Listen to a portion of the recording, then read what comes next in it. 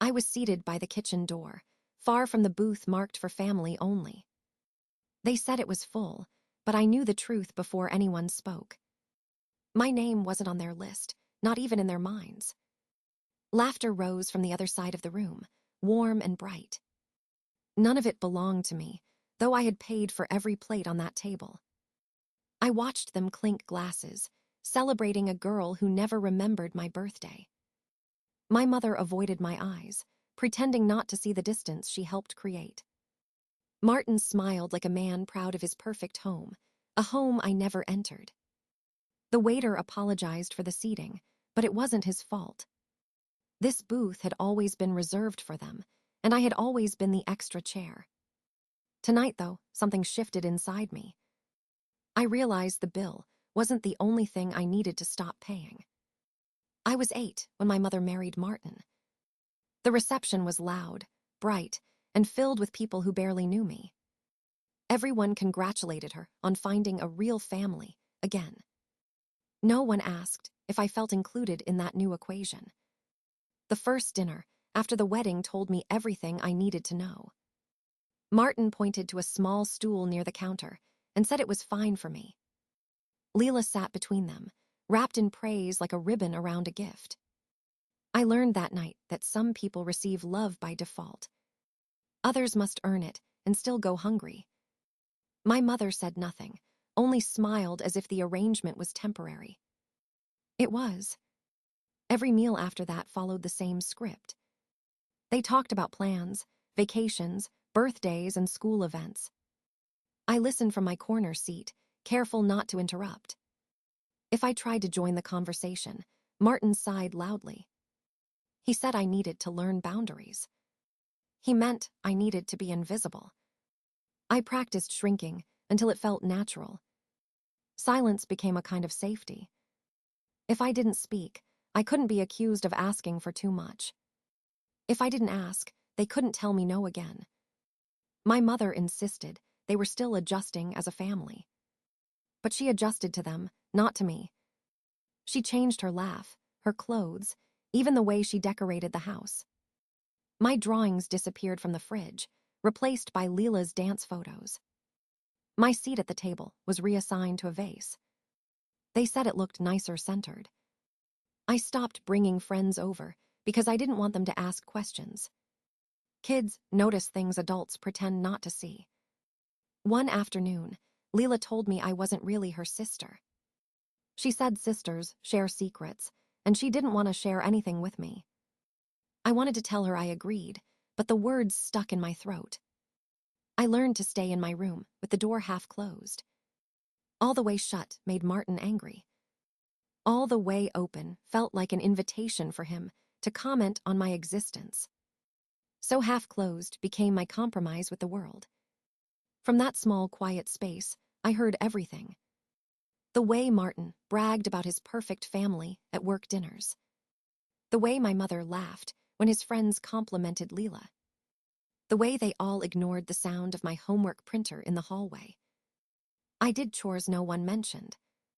Cleaned dishes I hadn't used. Folded laundry that wasn't mine. I hoped someone would notice the effort. No one did. Invisible work suited the invisible child. Holidays were the hardest. Photos were taken in coordinated outfits I didn't own. Martin said it was simpler that way. I ate pumpkin pie at the kitchen counter while they posed near the fireplace.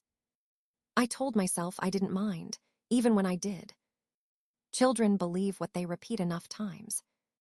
I believed I didn't deserve a place in the picture. I believed families had limited seats, and mine was already taken. By the time I turned 12, I understood my role. I wasn't a daughter or a sister.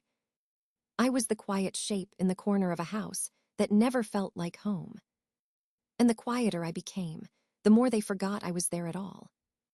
I got my first job at 14, long before most kids even thought about work. I told my mother it was for school supplies, and she nodded without asking more.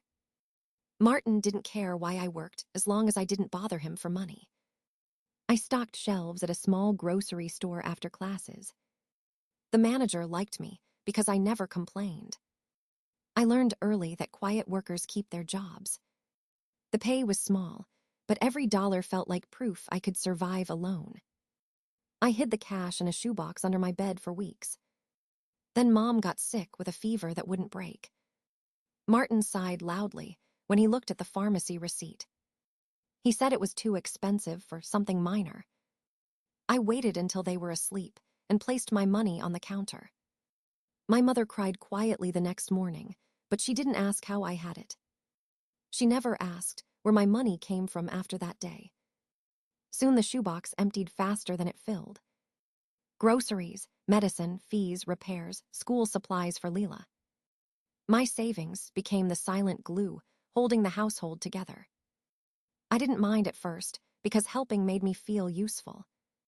Being useful felt close to being wanted. I worked every weekend at a diner near school. I wiped tables, carried trays, and memorized orders. Sometimes other kids from school would come in, laughing with their friends. I always kept my head down, hoping they wouldn't see me in my apron. Not because I was ashamed, but because I didn't want to answer questions. Explaining my life felt harder than living it. When I turned 15, Martin started expecting contributions as if it were normal. He left bills on the table with sticky notes addressed to me. He never said thank you. Mom tried to soften it by saying we were all supporting each other. But Lila never paid for anything. She got new clothes each season, dance lessons, and a shiny phone I couldn't afford. If she wanted something, Martin found a way to make it happen. If I needed something, I found extra shifts. I started coming home late just to avoid dinner. Dinner meant questions, complaints, or silence so thick it hurt my chest. Work became the one place where I wasn't treated like an inconvenience. My managers praised me for being responsible. Customers thanked me for refilling their drinks. Even those small acknowledgments felt huge compared to home. At 16, I took a third job during the summer. I told my mother I enjoyed staying busy. She smiled, relieved she didn't have to ask how the bills would get paid. The truth was simple. I didn't trust anyone else to keep us afloat. One night, I found Lila crying over a broken bracelet. It was cheap, but she acted like her world had shattered. Martin told her he'd replace it the next morning. That same night, he scolded me for being late and asked where my paycheck went. I didn't bother reminding him that half the fridge came from my wages. My value in that house wasn't measured by effort. It was measured by how quietly I carried the burden. By 17, I realized I wasn't part of the family system. I was the system, the invisible worker, the backup income, the steady pulse that kept everything running while they pretended life was effortless. And the more I gave, the more they expected. Dependence disguised itself as love, and I accepted it without question. I thought this was normal. I thought this was what daughters did. I didn't know yet that I was building a pattern I would spend years trying to escape. I left for college at 18. Hopping distance would bring freedom. I imagined dorm rooms, late-night talks, and meals that didn't require me to pay. But freedom came with its own price. Tuition was high, and scholarships didn't cover everything. I worked 3 jobs, sometimes skipping sleep to make ends meet. Every paycheck went to my rent, books, and meals. And yet, the calls started again. Martin asked for money for Lila's new laptop. Mom requested help with the air conditioner repair. Birthday parties, family trips, emergencies, bills, the list never ended. I sent money quietly, convincing myself this was part of keeping peace. Lila called once to thank me for a new coat. Her voice was cheerful, unaware of the sleepless nights I spent earning it. I pretended I didn't mind.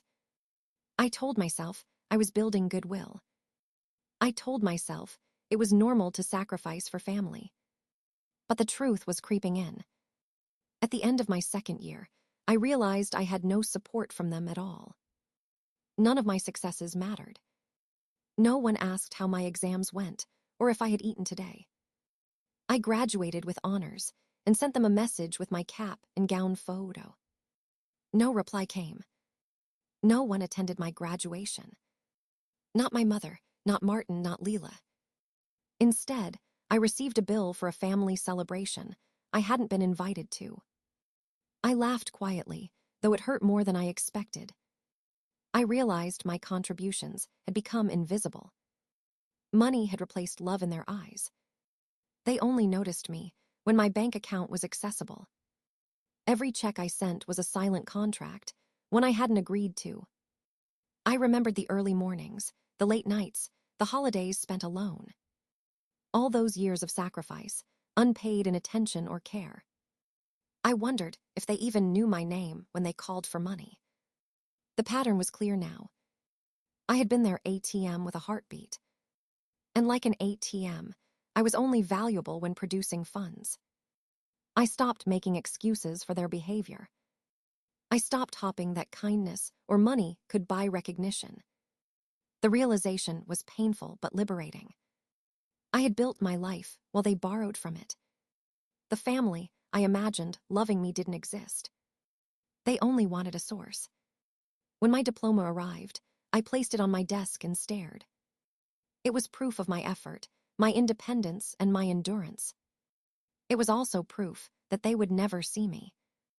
I started thinking about boundaries for the first time. I questioned why I had spent 8 years funding a life that excluded me. I made a silent promise to myself. I would continue to provide when it was necessary. But I would not give to be acknowledged. I would not work to fill a void that wasn't mine. I began planning a future where money and love weren't tied together. Where I could measure worth by effort and care, not by utility. It was the first time I felt the stirrings of control. The first time I realized I could step away and still survive. College had given me more than an education. It had given me the clarity to see the family I had imagined was never my home. And with that clarity came the uneasy but empowering truth. I could build a life where I belonged, where I didn't have to sit at the auxiliary table of someone else's priorities, where I didn't have to disappear to be tolerated. The question now was how. How to reclaim the years I had spent invisible. How to turn the money I gave into the life I deserved. Family events grew bigger as I graduated. Weddings, anniversaries, birthdays, I funded them all. Every party had me paying quietly while watching from the side. The largest was Lila's 18th birthday. I covered the entire venue, catering, decorations, and entertainment. I thought maybe this time they would notice me. I was wrong. The event had 2 main tables. Family booth. Auxiliary seating. I was assigned the latter, tucked beside the kitchen. Lila danced under the lights while I carried trays of champagne. Guests complimented the decor, unaware I had paid for it. Martin toasted her, praising her generosity and charm. I smiled, holding the ledger of every expense in my purse. It was a habit by now. My mother leaned over, whispering thanks I didn't need. But I did need recognition. For the first time, I felt my patience snap. A waiter passed by with a tray of appetizers. I heard someone say, "Your sister is lucky to have you." I swallowed hard, my hands shaking. I turned and said aloud, "No, we aren't sisters." The room froze. Lila's smile faltered. Martin's face tightened. My voice felt strong, unfamiliar to myself. The words were true, raw and freeing. I realized I had spent years buying their love. Years of invisible labor, unpaid in acknowledgement. And yet, they never saw me. The party continued around me. People laughed, clinked glasses, and danced. I remained in my spot, watching my contributions ignored. Every guest toasted Lila, but no one raised a glass to the one who made it all possible. I thought about the bills, receipts, and invoices tucked away in my folder. I had them all. Each one a silent record of the effort they refused to recognize. It became clear. The wealth I provided created illusions for them. an illusion of happiness, of family harmony, of care. Meanwhile, my existence remained peripheral. I remembered the childhood dinners, where my plate sat alone. The holidays without me in photos. The gifts I bought that went unthanked. All the sacrifices I had made for their comfort and pleasure. Tonight, none of it mattered to them. I felt the old ache of invisibility creeping back. But alongside it was a strange satisfaction. I had finally spoken the truth. I refused to be silent anymore. I refused to be erased. The rest of the evening passed like a blur. I walked past Lila laughing with friends, past Martin raising his glass in pride. I gathered my things and left quietly. The auxiliary table remained behind me, empty but for memory. Outside, the cold night air hit my face. I felt lighter than I had in years. The burden of invisible giving lifted slightly. I understood for the first time that money cannot buy respect. It cannot buy love. It cannot buy acknowledgement. And I knew that the next time they asked, I would measure my generosity differently. I would no longer be the silent servant to their illusions. I would no longer sit at the side of their celebrations. I would claim my space, my voice, my worth. And I would never forget this night. The night I finally said, "We aren't sisters." The night I saw the truth of my place in their world. The night I began to reclaim my life from the auxiliary seating. A week after the party, Martin called me unexpectedly. His tone was sharp, demanding, and impatient. The company was failing, he said. They needed $50,000 to stay afloat. He expected me to provide it immediately. I listened quietly, then asked him to explain the situation fully. He handed me numbers over the phone, vague and incomplete. I asked for records, invoices, and past expenses. He grew frustrated, insisting I trust him. I refused. I opened my laptop and began compiling my own calculations. 8 years of contributions. Every bill I had paid for them, every expense I covered. I totaled everything carefully, line by line. The sum shocked even me. $122,400. I sent the spreadsheet to Martin and waited. He went silent at first. Then anger flared in his voice, loud and brittle. "How dare you tally up my family's needs?" he shouted. I replied calmly, "I only totaled what I gave, what I kept track of." The room felt heavy, even through the phone.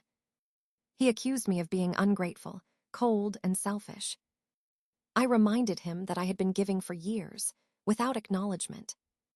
"You only call when you need money," I said. The line went quiet. I could hear the tension, vibrating through the receiver. For the first time, I didn't apologize. I didn't explain. I didn't shrink. I had all the power and I knew it. Martin tried to assert control, but his voice wavered. I refused to accept the $50,000. Instead, I offered a condition: transparency, accountability, or nothing. He hung up, furious, and the weeks that followed were tense. Rumors spread about the company's instability. Employees left, clients questioned transactions, the business faltered. Martin tried desperately to regain footing. Social media picked up the story, whispers about the family empire crumbling. The illusion of wealth and control shattered publicly. I received a check later with a note, "Consider us even." I returned it. My reply was simple: we were never even, we were never a family. The act felt liberating. I no longer carried their debts, literal or emotional. The power dynamic had shifted entirely. I watched from a distance as their empire faltered. Family conflicts erupted in public forums. Lila confronted Martin about money she had taken for granted. My mother struggled with the exposure of years of dependency on me. I stayed out of arguments, only observing the consequences of their choices. For the first time, I was free from obligation. The years of invisible labor, the unpaid sacrifices, the ignored birthdays, none of it bound me anymore. I realized that confrontation had value beyond money. It had restored my agency. It had reminded me that I had a voice, and it could be heard. I no longer sat at the edge, unnoticed and unacknowledged. I was no longer the silent contributor to their illusion of perfection. The family that had once demanded my resources had no hold over me. I could step away without guilt. And in that moment, I understood something crucial. Standing up for myself didn't destroy me. It revealed the truth about them. And it allowed me to reclaim the life and dignity I had long been denied. I decided to take control of the story myself. I created a website called Auditing Family.org. The goal was simple: expose patterns of financial exploitation hidden as family duty. I uploaded templates, examples, and anonymized case studies. No names, no personal attacks, just facts and records. The response was immediate. People began submitting their own experiences. Stories of invisible labor, unpaid contributions, and emotional manipulation poured in. Comments poured in from accountants, lawyers, and everyday workers. The community validated experiences I had thought were unique to me. I realized this was bigger than my own family. Months later, authorities contacted me. Martin's company was under investigation.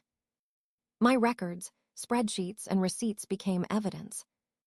Each invoice I had kept, each payment traced, told the story of exploitation. The investigators confirmed the discrepancies. Fraud, mismanagement, and personal enrichment under the guise of family expenses were documented. Martin and Lila faced public scrutiny. Social media and news outlets reported the unraveling of the family empire. The story of invisible labor captured national attention. Through it all, I stayed focused on one goal: justice, not revenge. The legal process took months, but the outcome was clear. Martin was held accountable. Funds that had been wrongfully extracted were reimbursed. I redirected all the money to a foundation supporting children exploited financially by relatives. It was the first time I felt my work had tangible, positive impact beyond myself. I no longer had to negotiate acknowledgement or gratitude from them. Their empire's collapse was a consequence, not my goal. The website grew into a resource for financial literacy and family ethics. People used it to educate themselves before entering situations like mine. I received letters and messages thanking me for validating their experiences. Some described relief, some shared tears of recognition. I realized I had transformed pain into purpose. My history of invisibility became a blueprint for empowerment. I no longer carried resentment in a destructive way. I used it to build systems that prevented others from suffering like I did. I celebrated small victories quietly. Children and young adults found guidance, lawyers found documentation, families found clarity. For the first time, I felt completely in control of my contributions. Not out of obligation, but out of choice. I finally closed the chapter labeled Family Debt. The weight I carried for years was lifted. I stopped tracking every dollar for people who would never see my worth. I reclaimed my energy, my time, and my voice. And I began building a new life where value was mutual, where labor and love were recognized equally, where respect did not depend on transactions. I realized freedom was not just leaving the family. It was transforming what I had endured into power. Every spreadsheet, every record, every sleepless night had led me here. I had created accountability, transparency, and justice. And for the first time, I felt whole. The past was no longer a burden. It was a foundation for the life I would now live fully, freely, and with purpose. I hosted my first birthday party entirely for myself. No invoices. No obligations. No auxiliary seating. Friends and chosen family gathered around a single large table. Laughter filled the room, genuine and warm. No one needed me to pay for their presence. No one measured my worth by what I could provide. I placed a candle on the cake and made a quiet wish. Not for money, not for approval, but for continued freedom and love I could choose. We shared stories, meals, and music, equally and joyfully. Everyone had a voice. Everyone had a seat. I looked around and realized this was what family could feel like. Supportive, acknowledging, reciprocal. I no longer felt invisible. I no longer measured my value in dollars or service. I had created a space where I belonged completely. The warmth of the room reminded me of all I had endured. Each struggle, each sacrifice, each moment of invisibility had led me here. And I smiled freely, for the first time without reservation.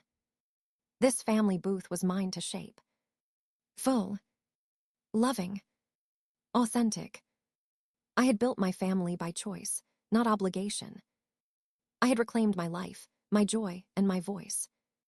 And for the first time, I felt completely at home,